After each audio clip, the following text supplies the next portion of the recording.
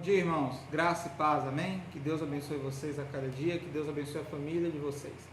Irmãos, estamos aqui reunidos para a nossa lição de Escola Bíblica Dominical, com o tema de hoje, a globalização, baseada em Gênesis capítulo 11, versos de 1 a 9. E eu gostaria de ler para os irmãos esse texto da palavra de Deus, como diz o seguinte: Ora, a terra toda tinha uma só língua e uma só maneira de falar.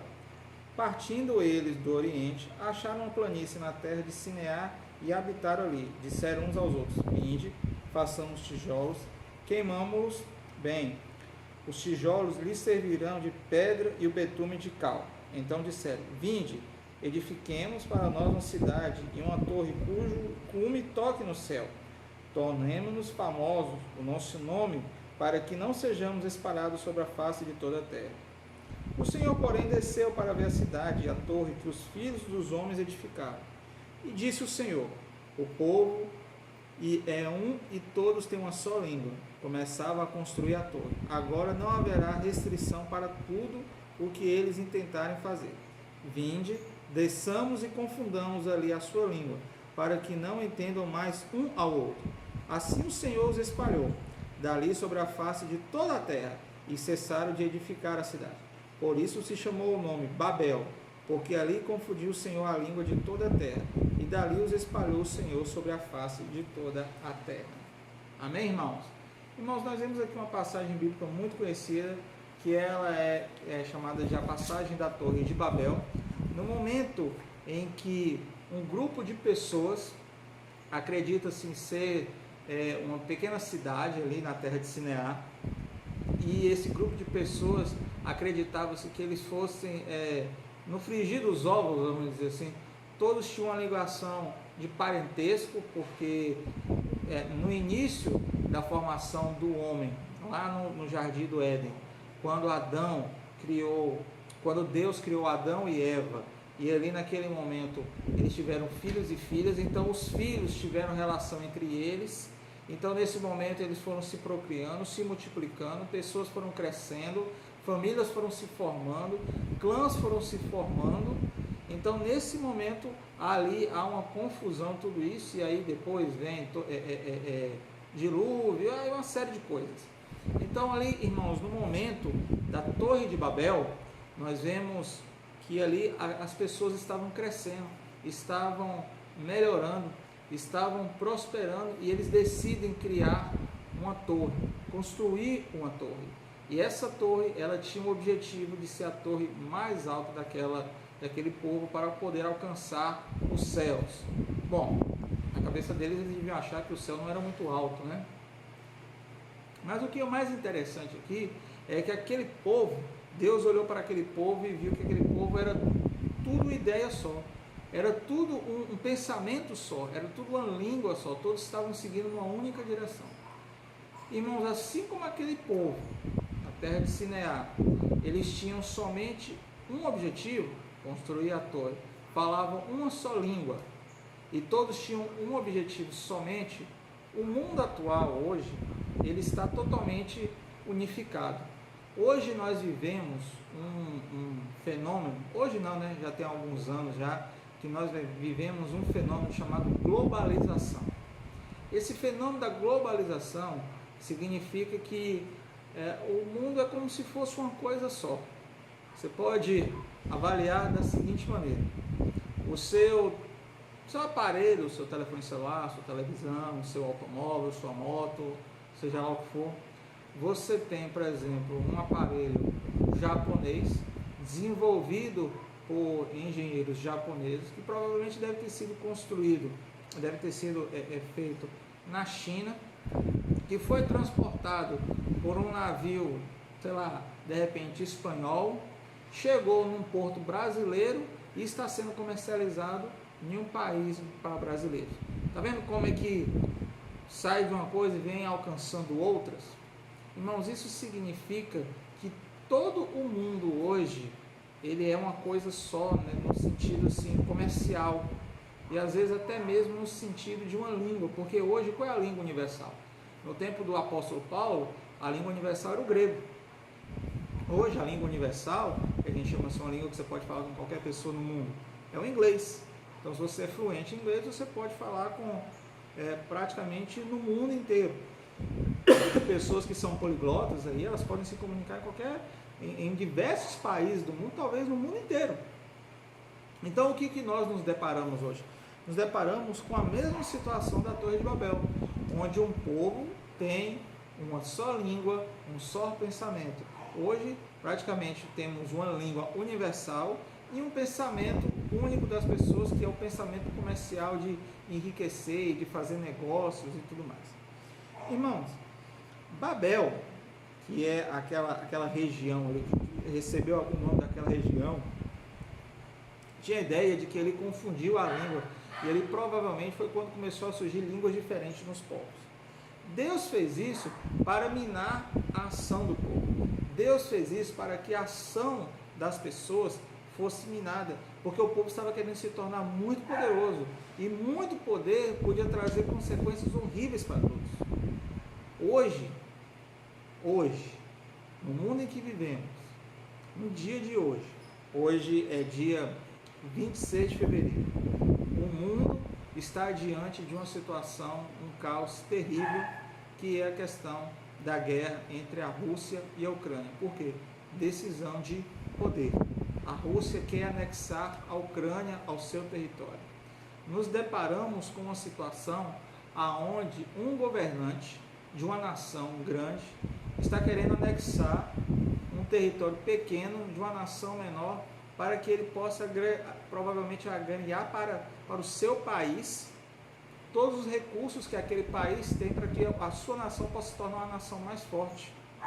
Segundo as reportagens, disseram que Rússia e Ucrânia, se eles continuarem uma guerra contínua, pode afetar até mesmo o preço do combustível no Brasil e o preço do trigo, e então, consequentemente, derivados do trigo, como pão, biscoito, essas coisas assim, farinha, podem vir a aumentar. Está vendo como que uma coisa lá em outro continente pode afetar outro continente aqui? Uma prova disso é quando a gente vê assim, queda do dólar, aumento do dólar, queda do euro, aumento do euro. Então tudo aumenta, as coisas inflacionam, você vai comprar um produto, o produto está caro, o produto, você vai comprar ele de novo, o produto está mais caro ainda.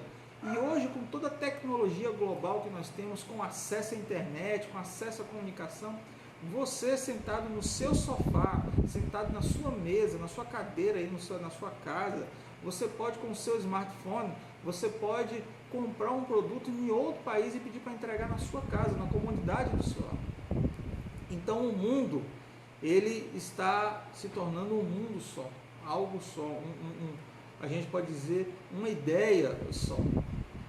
Segundo o professor Adalto Lourenço, que é uma referência, um cientista brasileiro cristão, que é uma referência no meio evangélico, quando a palavra de Deus diz, lá em Gênesis capítulo 1, quando diz, e criou Deus a porção seca, alguns cientistas, o doutor Adalto Lourenço também tem essa ideia, é a ideia da famosa Pangeia. O que é a Pangeia? É o continente único. Então muitos dizem, uma das teorias é que os continentes se separaram no momento do dilúvio do Gênesis, porque foi a maior catástrofe da humanidade, foi o dilúvio de Gênesis, no momento em que Deus decide destruir a terra e salva Noé, sua esposa e seus filhos. E ali naquele momento ali, acredita-se que os continentes, América, Ásia, África, Europa, Oceania, eles se separaram e a Pangeia deixou de existir. Mas antes era a Pangeia, um único continente, um único povo, uma única nação. É o que nós pensamos hoje. O mundo está caminhando para isso, mesmo em continentes separados. Nós estamos caminhando para um momento em que falaremos uma só língua, viveremos uma só economia, viveremos a ideia única. Parece meio aí coisa assim, o pastor está falando de coisa do futuro. Não, nós está muito perto. Segundo, parece meio teoria da conspiração, né? Mas segundo muitos estudiosos, dizem que tem grupos fundamentalistas, grupos extremistas, os chamados Illuminatis, que eles querem introduzir uma nova ordem mundial, e sai vídeos e reportagens e notícias no mundo inteiro falando sobre a nova ordem mundial que será estabelecida no mundo. Irmãos, então tudo isso são coisas que a globalização vai trazer. E tudo isso começou com o quê? Começou porque o homem queria desbravar, queria ir além, o homem queria se tornar, queria espalhar o seu poderio. Você vê isso muito mais antigo do que nós pensamos. Pastor, como assim? Você vê que no momento do Alexandre o Grande, ele foi anexando territórios. O Império Babilônico, o Império Medo-Persa, antes era o Império Persa, mas aí ele se junta com os Medos, então vira o Império Medo-Persa. Quer dizer, cada vez mais o homem foi crescendo, foi anexando territórios, foi desenvolvendo o seu governo, foi desenvolvendo o seu poderio. Então o homem foi atuando dessa maneira para quê?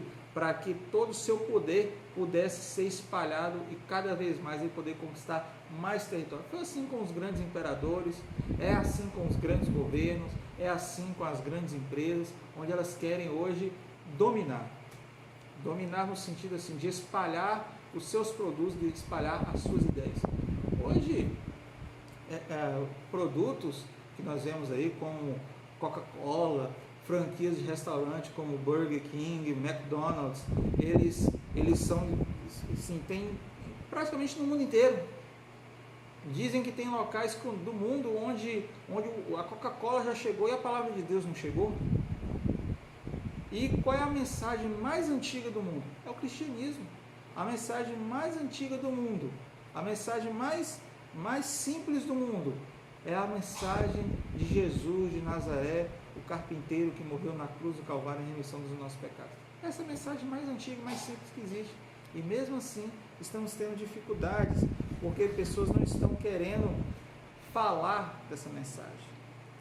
Deus, ele deixou um princípio ocorrido lá em Babel, que foi o fato do ser humano ousar desafiar Deus. Irmãos, Deus não se desafia, Deus se obedece.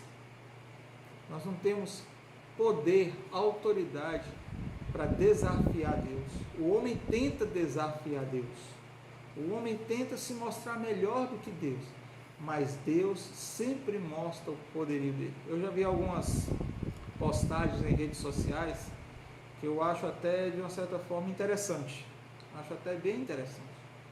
Mas no ano de 2020, houve aquele desfile de escola de samba, onde houve uma apologia ridícula e ofensiva à cruz de Cristo, aonde colocaram Satanás vencendo Jesus Cristo, aonde nós vimos ali pessoas fazendo com gestos obscenos e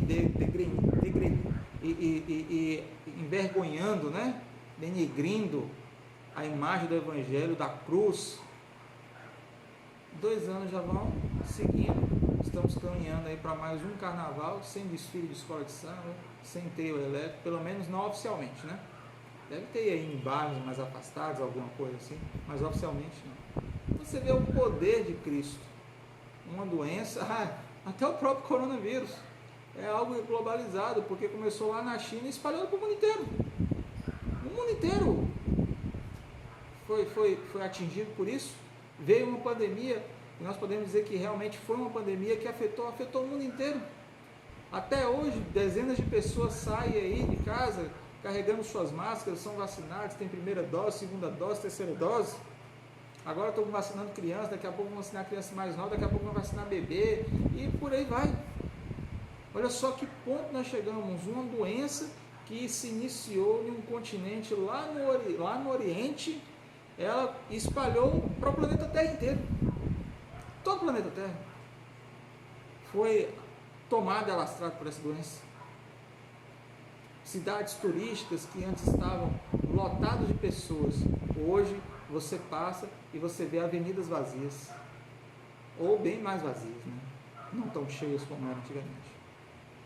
Irmãos, isso é o que o mundo está acontecendo. Você vê o momento em que Deus ele age, mesmo em tudo aquilo que acontece de errado que nós provocamos. A globalização, ela é algo real. Ela é real e você vive isso na sua casa todos os dias sem perceber. você tem objetos, você tem influência de outros países.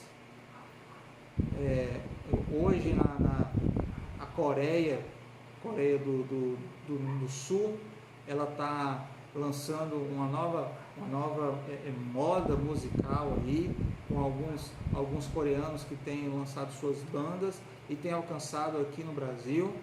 Passou uma reportagem alguns meses atrás que, graças a essas bandas de música para adolescentes aí, a procura pela língua para aprender o coreano cresceu. Então, assim, o mundo hoje ele é globalizado. O mundo hoje ele é conectado.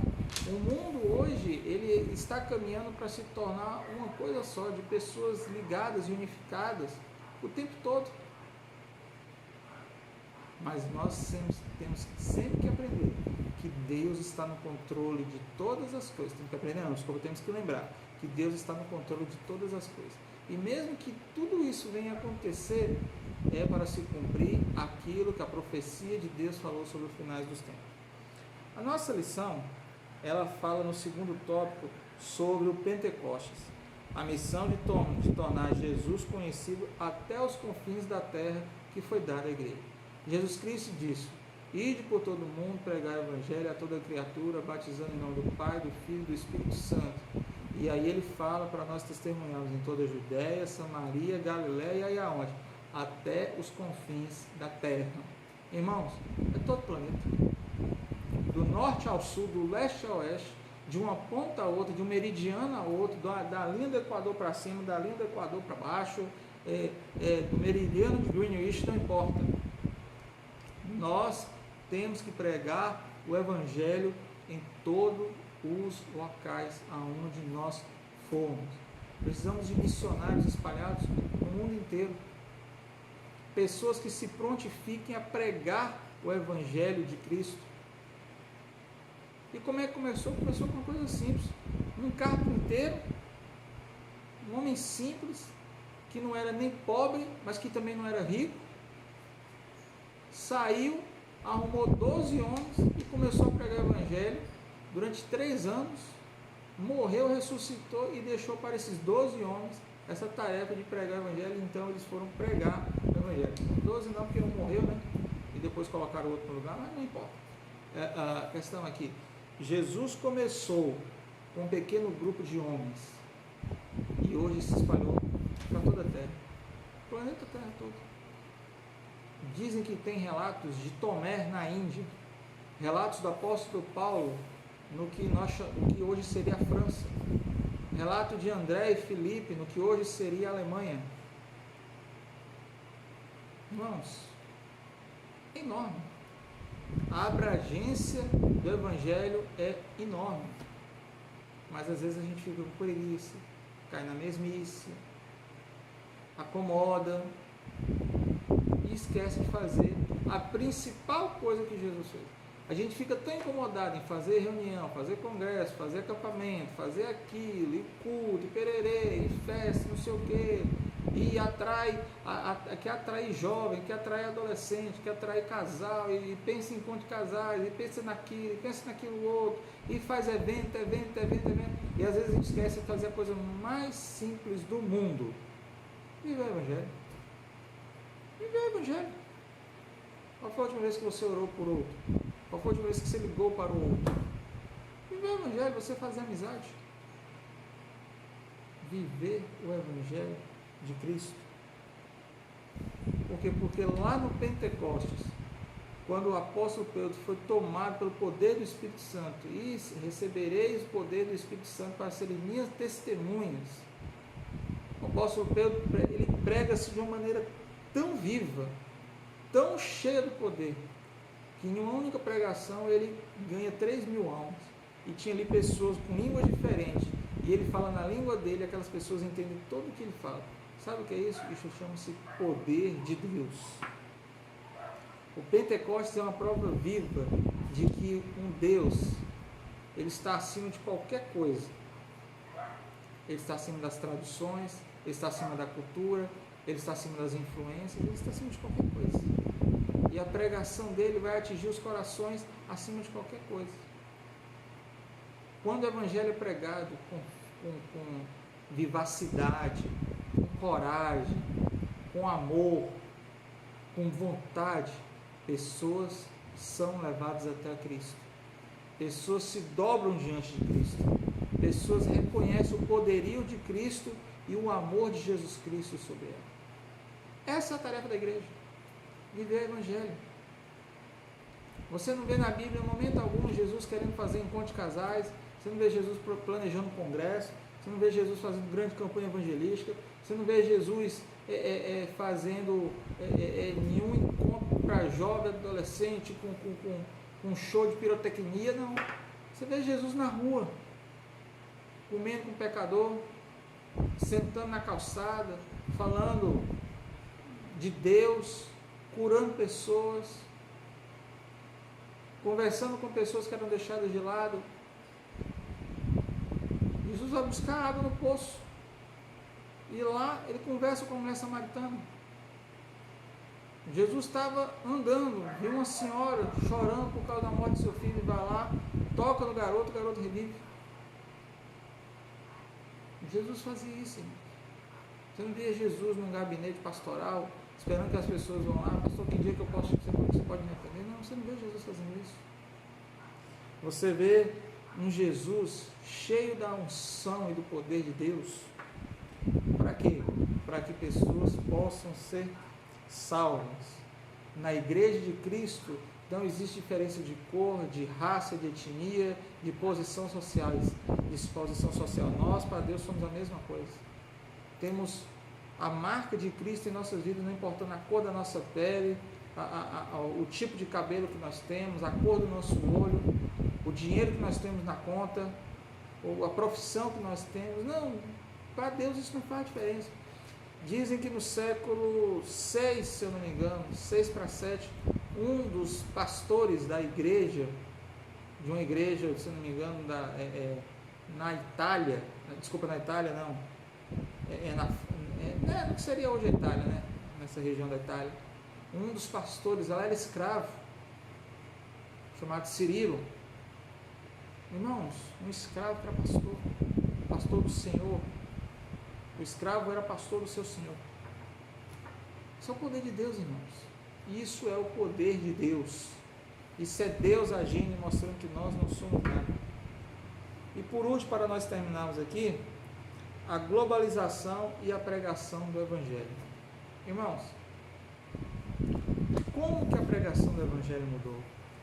Como que as campanhas missionárias, como que as ações evangelísticas mudaram dentro das nossas igrejas?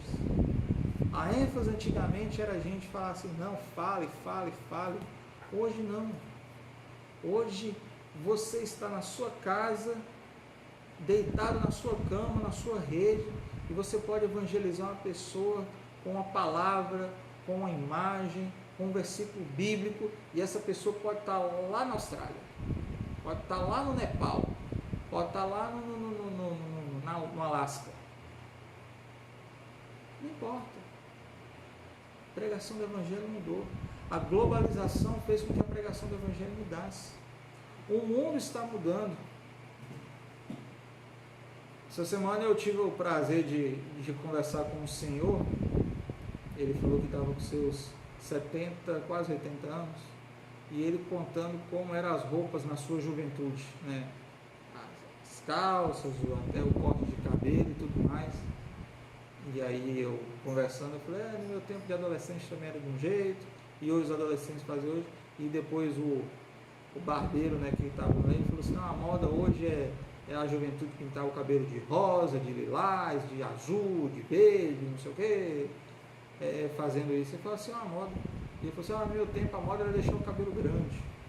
Irmãos, como que algo vai influenciando? Eu me lembro que tamanha influência que o mundo pode trazer, que na Copa de 2002, aquele jogador Ronaldo Fenômeno, ele tinha raspado o cabelo, ele tinha deixado só essa frente aqui, ó, com o cabelo. E aí Ronaldo, ele se destacou durante a Copa do Mundo e foi ganhando jogos, o Brasil foi ganhando jogos até que chegou no final e ganhou a Copa do Mundo. Isso foi num domingo. Inclusive eu me lembro bem disso, que foi no horário da escola bíblica dominical.